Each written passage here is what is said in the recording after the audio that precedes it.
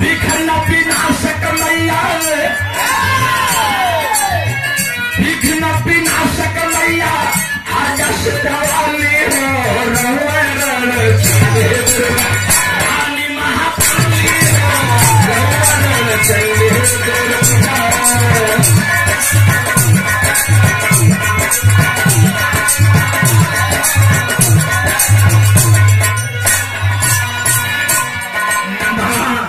तेरे विषय में लोग बताते हैं मां, हमने तो देखा नहीं है लेकिन सुना है लोगों से।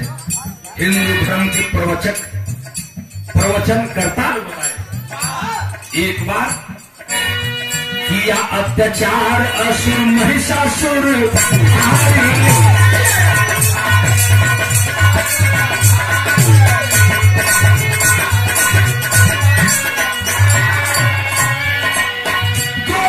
ब्रह्मा विष्णु और त्रिपुरारी ब्रह्मा विष्णु और त्रिपुरारी।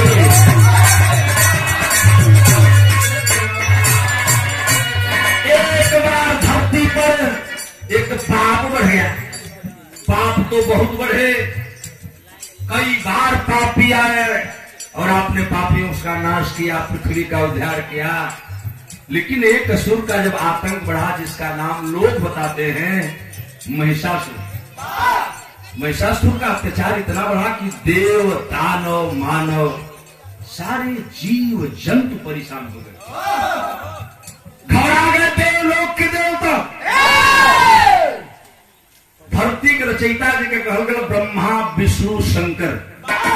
यह त्रिदेव जब घबरा गए तो तीनों देवताओं ने आदिशक्ति का स्मरण किया। और जब आदिशक्ति का स्मरण किया तो बाबूजी एक रूप की उत्पत्ति होती है। कैसे जरा देखें, ब्रह्मा विष्णु शंकर के आंख से अग्नि का ज्वाला निकले। मां के रूपों के विषय में बताते हैं लोग, किया अत्याचार असुर महिषासुर भारी क्रोध कैला ब्रह्मा विष्णु और त्रिपुरारी।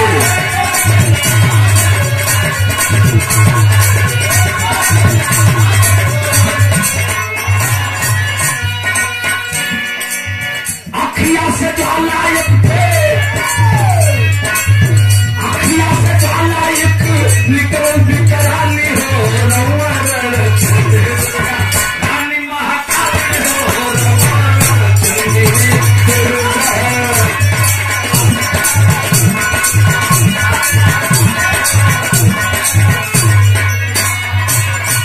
सृष्टि के रचयिता भगवान ब्रह्मा विष्णु भगवान शंकर तीनों देवताओं को क्रोध आ गया।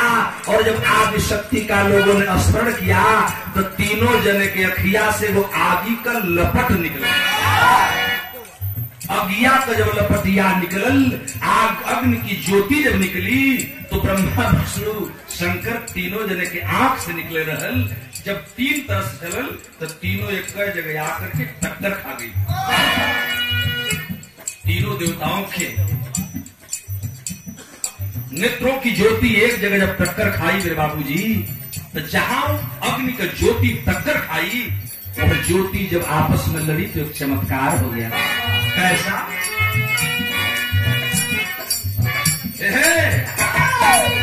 ज्योति पुंज तीनों मिलके ज्योति प्रकाश ज्योति पुंज तीनों मिलके बांध गई नारी बांध गई।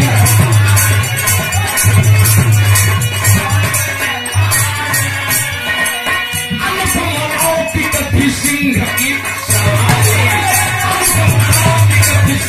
की सवारी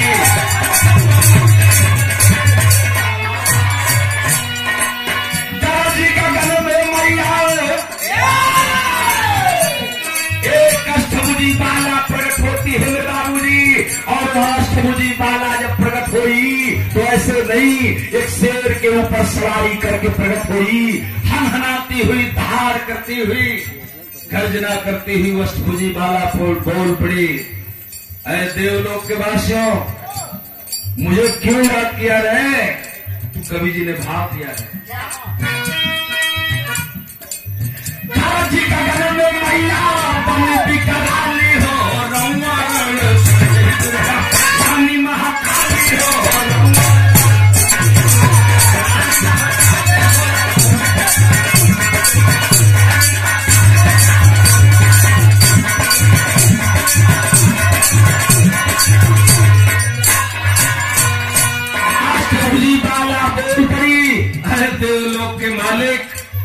भगवान ब्रह्मा की तरफ इशारा करती है, शंकर विष्णु की तरफ इशारा करती हो, बच्ची मुझे क्यों बुलाया तुमने?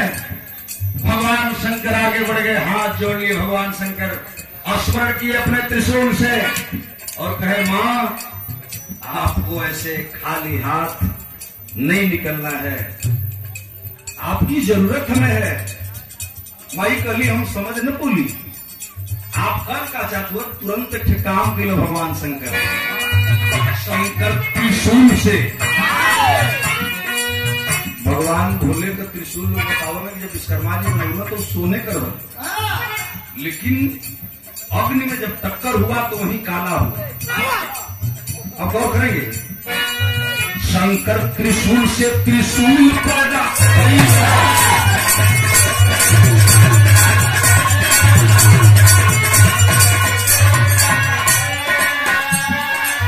विष्णु के चक्र से एक चक्र प्रकट, विष्णु के चक्र से एक चक्र प्रकट,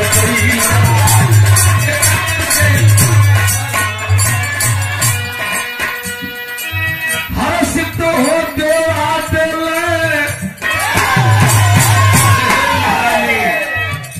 खाली हाथ ठीक ना लगत है। भगवान भोलेनाथ त्रिशूल से त्रिशूल प्रकट किए, भगवान विष्णु अपने चक्र से एक चक्र प्रकट किए। एक हाथ में मां के त्रिशूल, दूसरे हाथ में चक्र। कहे लोग कि मां यही पापियों से धरती का उद्धार करेगा। हाथों में सवार ली देवी, अष्टभुजी माई की मूर्ति है सामने। इतना पंच लोगन को हुजूम हो, देख ले, एक एक हाथ को लोग संवारने लगे। कुछ लोग अचरज करो, तनी से 2 मिनट गौर करो हमारी बात पर। हर्षित हो देवा चला रखी हम के लाली हो, काली महाकाली हो,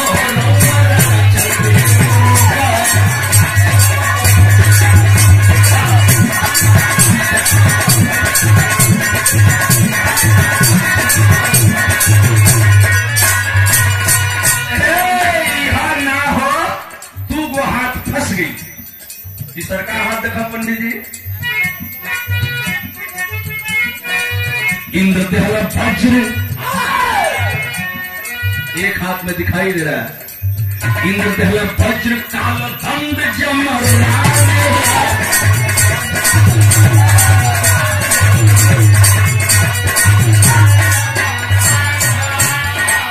दिनकर प्रकाश यो समुद्र सारा,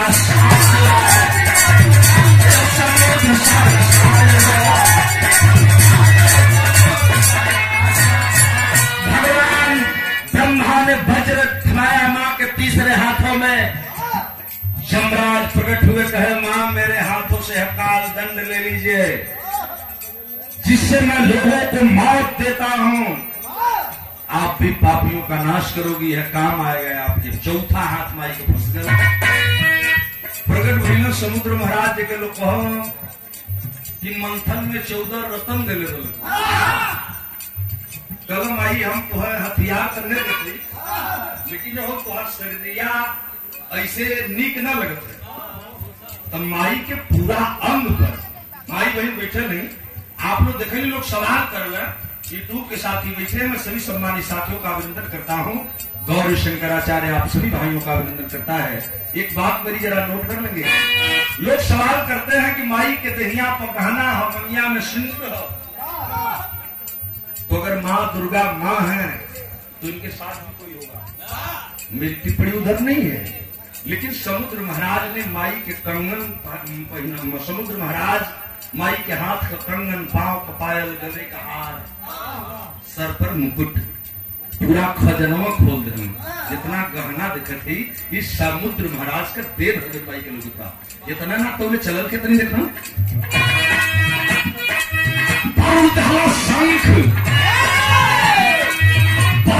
शंख पुनी नभमतवाली हो,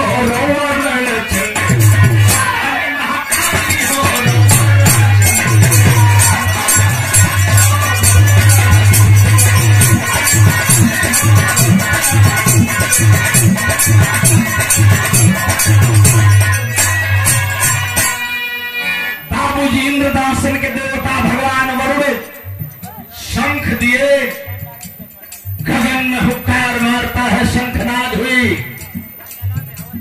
कहा है वो अत्याचारी जो देव दानव ही नहीं मानव को प्रकृति का पूरा नाश करने पर तुला है।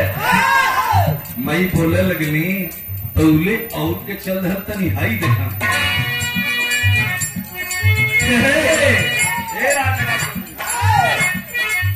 विश्वकर्मा फरसा माई के वो हथवा में फरसा हो देख ली और वो हथवा में गणासा तलवार हो कटार हो। विश्वकर्मा फरसा का वक्षरा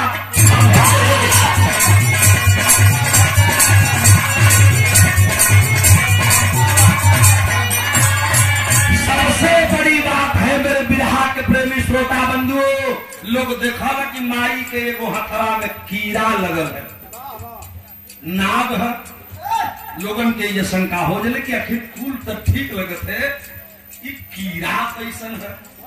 तो गौरी शंकराचार्य बता रहा है, वेद शास्त्र बताता है मेरे देश का, हिंदू धर्म के पुराणों की बात बताती है।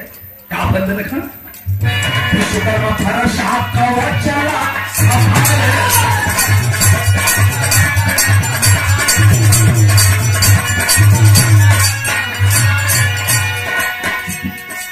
नागेश नाग हारी नागेश नाग हार नाई के नागेश नाग हार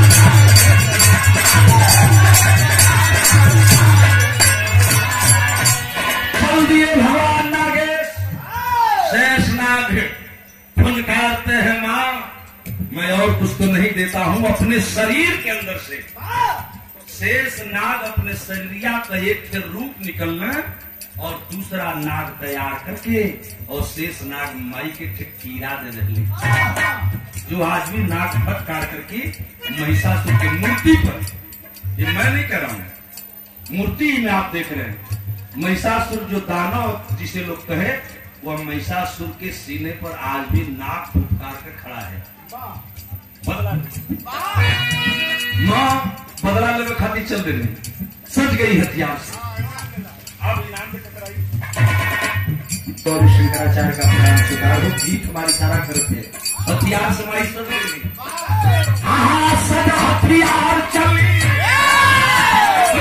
सजा हथियार चली कगर की कराली हो रंगर चली महाकाली हो।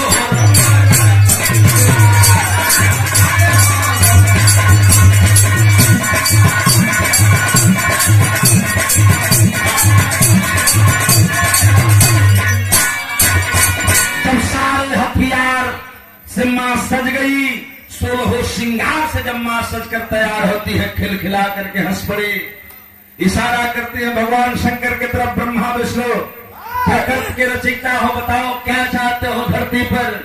कल माई एक चीज से अमन परेशान है, यही से मुक्ति खातिर तो हमन बोलोगी। लोग माई पूछे थे, लोग बताओ क्या बताओ। महिषासुर सेना पर काल बन के आई,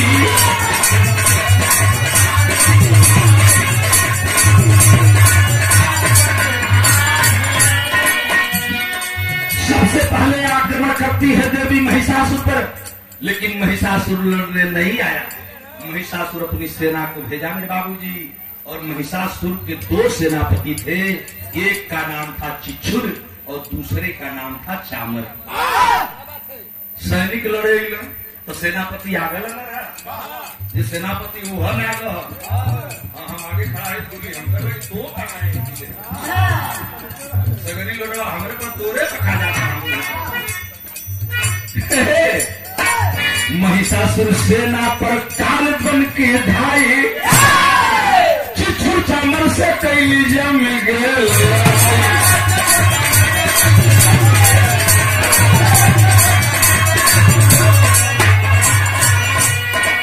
असुर संहार कई महिषासुर के दोनों सेनापति चिच्छुर और चामर की हत्या हो गई, कोलाहल मच गई पूरी सेनाओं में। कुछ मुअला सो कुछ भगला सो भाग चली सेना। मां चंडिका एक काम करती हैं, जे ही भेटाई गर्दनिया काटत गई ये पंचो और धरती से पाप का नाश कर देखे काम कहीं गीत हमारा आखिरी तरफ होकर जाता क्या कही है असुर संहार कई असुर संहार कई महिषी ध्वज डाली हो जहां महिषासुर का मूर्तिया बनल है ओकर निचवा लोग एक भैंसा बनावल उजाला जी लोग सवाल कर देवा कि ये भैंसा कैसा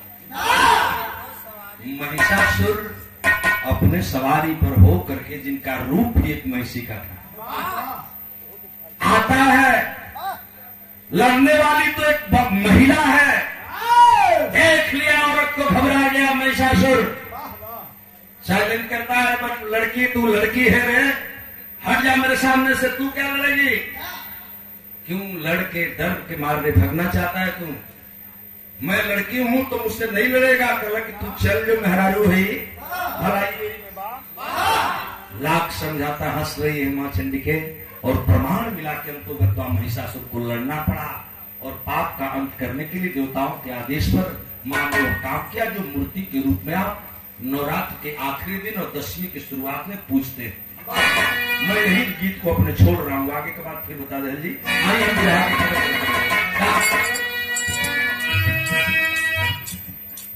महिषासुर सेना पर काल बन के भाई चामर से कैली जमी के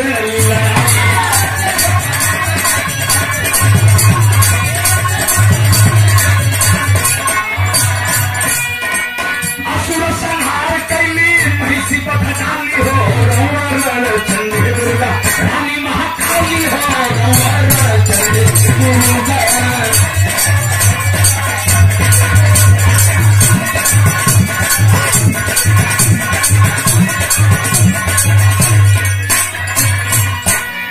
रक्त बीज के मार माई नभ में समैली पर गया लाल प्रीत पावन